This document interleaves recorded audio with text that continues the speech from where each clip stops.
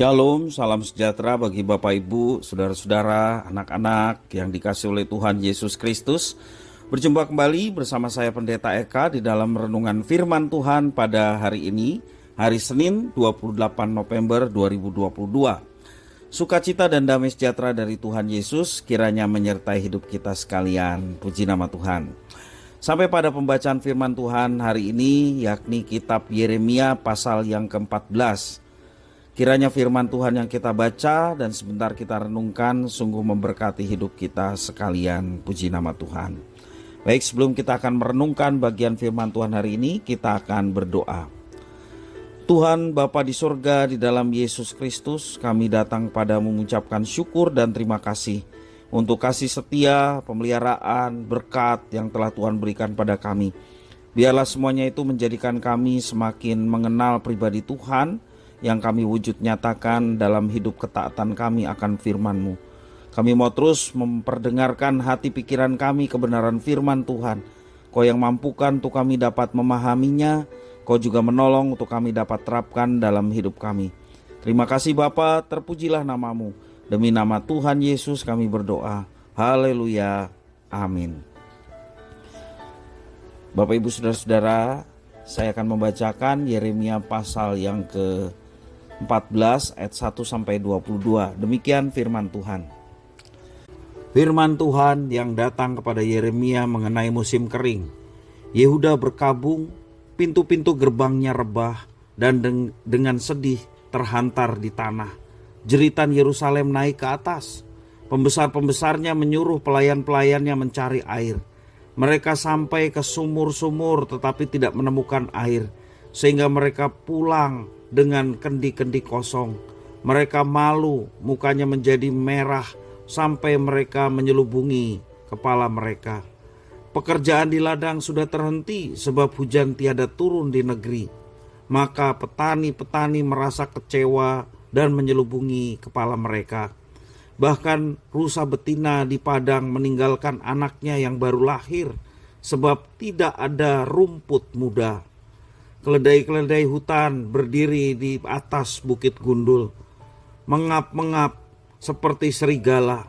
Matanya menjadi lesu sebab tidak ada rumput. Sekalipun kesalahan-kesalahan kami bersaksi melawan kami, bertindaklah membela kami ya Tuhan, oleh karena nama-Mu.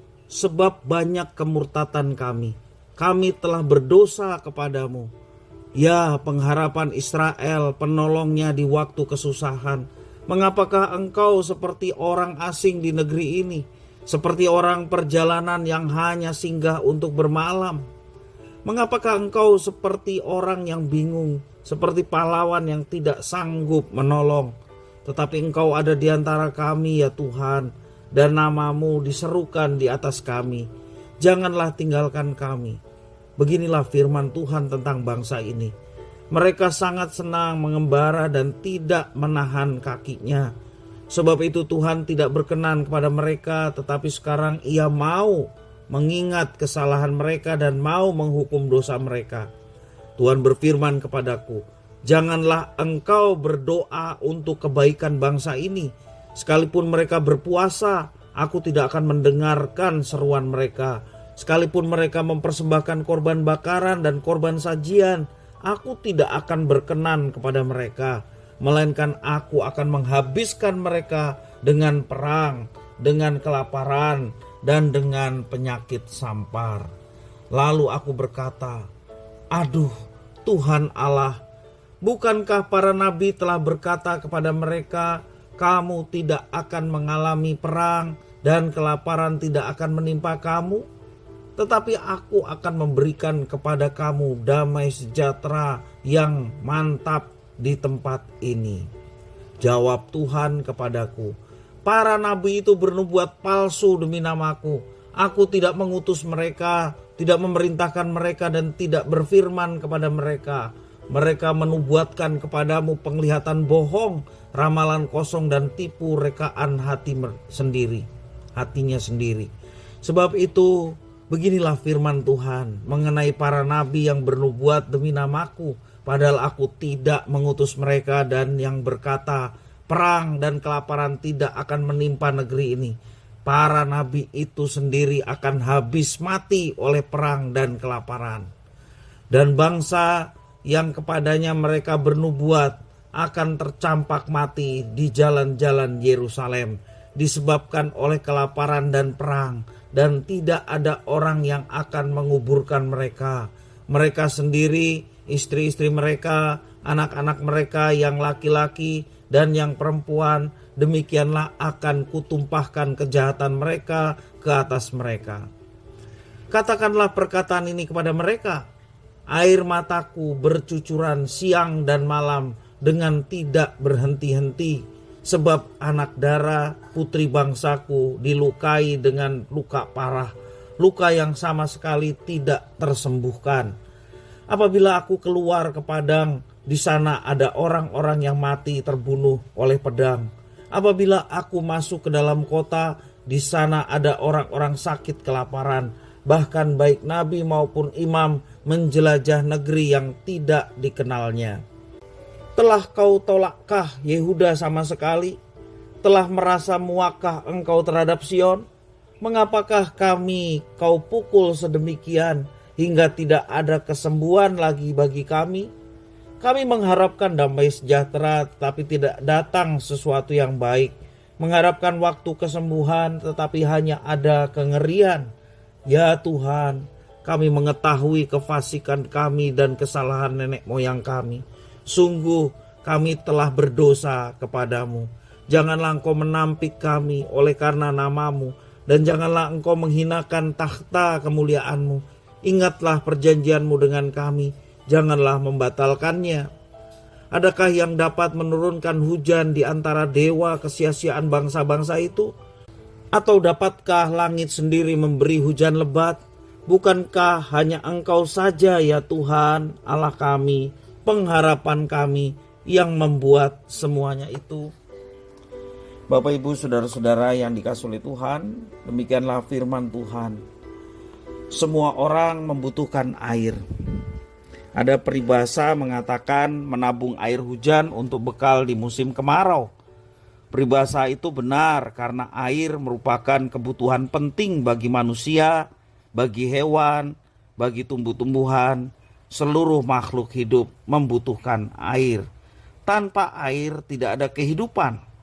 Dan nas hari ini menggambarkan keadaan musim kering yang terjadi di Yehuda sebagai hukuman Tuhan. Pekerjaan-pekerjaan di ladang terkena dampaknya. Demikian juga hewan di padang dan di hutan terkena dampak dari kekeringan tiada air. Ketika kesempatan untuk bertobat itu berakhir, bangsa Israel menyia-nyiakan waktu kesempatan bertobat. Tentunya hukuman dan penderitaanlah yang akan mereka alami. Di dalam ayat yang ke-1 sampai yang ke-7, Yeremia menyampaikan pesan Tuhan terhadap hukuman musim kering yang hebat atas Yehuda dan Yerusalem. Tuhan tidak berkenan sekalipun ada perkabungan, sekalipun mereka meratap dan sedih, ada jeritan, ada seruan, bahkan mereka berpuasa, juga mempersembahkan korban. Dikatakan Tuhan tidak berkenan atas semuanya itu, karena waktu kesempatan untuk bertobat telah berakhir dan mereka tidak menggunakan kesempatan itu dengan sebaik-baiknya. Bahkan Yeremia dilarang untuk berdoa untuk kebaikan umatnya. Ayat 11 ya, Yeremia nabi Allah yang sangat mencintai negerinya. Tuhan memerintahkan Yeremia dilarang untuk berdoa untuk kebaikan umatnya. Karena murka Tuhan akan dinyatakan atas bangsa yang sesungguhnya mendapatkan kasih karunia dari Tuhan. Tuhan telah menolak mereka sebagai umatnya. Bapak Ibu saudara-saudara, hal itu menjadi pelajaran penting bagi kita sebagai orang Kristen. Agar hidup kita selalu berpadanan dengan firman Tuhan dan kehendak Tuhan. Kalau Tuhan memberikan kesempatan pada kita menjalani kehidupan, pergunakanlah kesempatan itu sebaik-baiknya untuk melakukan firman Tuhan, dan tak kala kita sudah menyimpang, bertobat dan kembali kepada Tuhan. Jangan sampai habis waktunya seperti Yehuda dihukum Tuhan. Jangan sampai Tuhan tidak berkenan atas hidup kita, sampai tidak berkenan atas ibadah kita dan persembahan kita. Gunakanlah kesempatan yang ada sebaik-baiknya untuk kemuliaan Tuhan. Kalau kita perhatikan di dalam teks yang kita baca, di balik hukuman dan penolakan Tuhan atas umatnya, ada teladan yang kita dapati dari seorang Yeremia, Nabi Allah. Ia memperjuangkan agar Tuhan tetap mengasihani umatnya dan mengampuni dosa mereka. Berbeda dengan para nabi palsu yang memanfaatkan keadaan umat yang saat itu membutuhkan air, yang membutuhkan makanan untuk kepentingan pribadi mereka. Mereka mengerjakan sesuatu yang palsu semata. Mereka justru melestarikan dosa dan pada akhirnya mereka juga menuai hukuman dari Tuhan, penderitaan baik untuk dirinya maupun keluarganya. Semua itu tertulis di dalam ayat yang ke-14 dan 14 mengenai penghukuman nabi-nabi palsu. Bapak Ibu Saudara-saudara, nas hari ini menasihatkan kita supaya kita juga mewartakan firman Tuhan dengan benar dan tepat. Pengalaman bangsa Yehuda tidak jauh berbeda dari kehidupan kita sekarang ini. Berbagai peristiwa alam dan penyakit yang melanda seharusnya membuat kita berubah dan hidup sesuai dengan kehendak Tuhan. Bapak Ibu Saudara-saudara yang dikasihi Tuhan, kita tahu apa yang Tuhan akan lakukan atas dunia dan manusia akibat dari dosa. Mari kita hidup dengan melakukan kehendak-Nya dan berdoa agar semua orang boleh mengalami pertobatan dan kembali kepada Tuhan dan berbakti hanya kepada Tuhan. Bapak Ibu Saudara-saudara, Tuhan menantikan setiap orang yang dikasihinya untuk senantiasa sadar bahwa Tuhan memperhatikan, Tuhan melihat segala apa yang dikerjakannya. Karena itu apa yang kita kerjakan setiap hari, biarlah semuanya itu sepadan dengan iman yang kita miliki kepada Tuhan.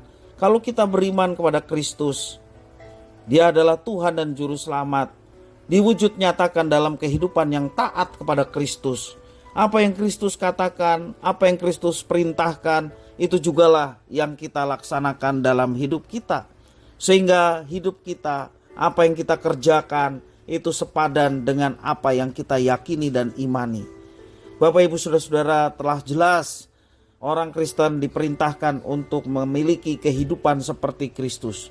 Kalau kita ada di dalam Dia dan Dia ada di dalam kita, maka kita wajib hidup seperti Dia, yakni Kristus yang sempurna melaksanakan apa yang diperintahkan Bapanya di surga.